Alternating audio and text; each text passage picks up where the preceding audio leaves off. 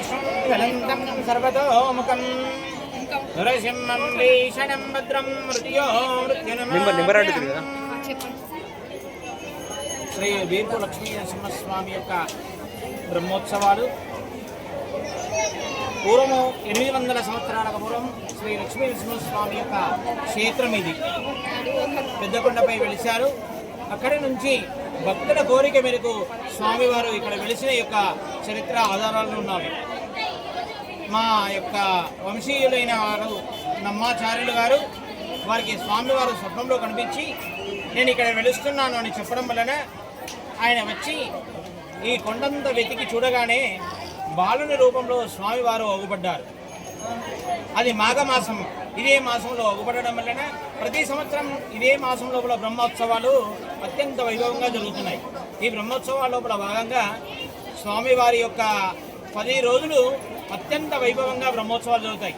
ఈ బ్రహ్మోత్సవాలకు దేవాలయ కమిటీ కావచ్చు, మరియు మా ఎండోమెంట్ డిపార్ట్మెంటు మరియు గ్రామస్తులు, మరి ఈ యొక్క దేవాలయ నిర్మాణం లోపల దాతలు కూడా చాలామంది పాల్గొని దినదిన అభివృద్ధిగా ఈ దేవాలయం అభివృద్ధి చెందుతున్నది.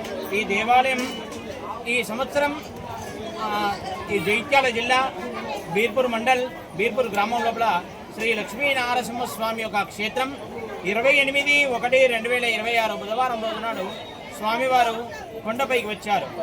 30వ తారీఖు రోజు నాడు కళ్యాణం అత్యంత వైభవంగా జరిగి స్వామివారి కళ్యాణానికి వచ్చిన వారికి గరడ ముద్దలు ఇస్తాము.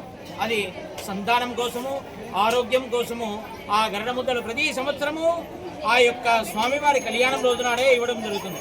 అలాగే నిన్నటి రోజు అనగా 6/2/2026 రోజు నాడు స్వామివారి యొక్క రథోత్సవం అత్యంత వైభవంగా జరిగి లక్షలాది యొక్క ఈ జనానికి కూడా వచ్చిన వాళ్ళకు సౌకర్యార్థం మేము యొక్క కమిటీ వాళ్ళు మరియు మా ఎండోమెంట్ డిపార్ట్మెంట్ వాళ్ళు కూడా వారు తాగునీరు, వారు ఉండేందుకు వసతులు కానీ అన్ని ఏర్పాటు చేసి ఈ యొక్క దేవాలయం దినదినగా అభివృద్ధి చెందుతుంది. ఆ లక్ష్మీ నరసింహస్వామి యొక్క ఆశీస్సులు అందరికీ ఉండి సర్వే జనాం సుఖినో భవంతు చతుస్సాగ పర్యంతం గోబ్రాహ్మణేభ్య శుభమస్తు నిత్యం లోకా సమస్తాన్ సుఖినో భవంతు. ఈ బ్రహ్మోత్సవం లోపల ఎవరైతే ఈ యొక్క స్వామివారిని దర్శించుకుంటారో వారికి ఆయురారోగ్యాలు, అష్టైశ్వర్యాలు, సుఖ సంతోషాలతో ఉంటారని చెప్పుకుంటారు.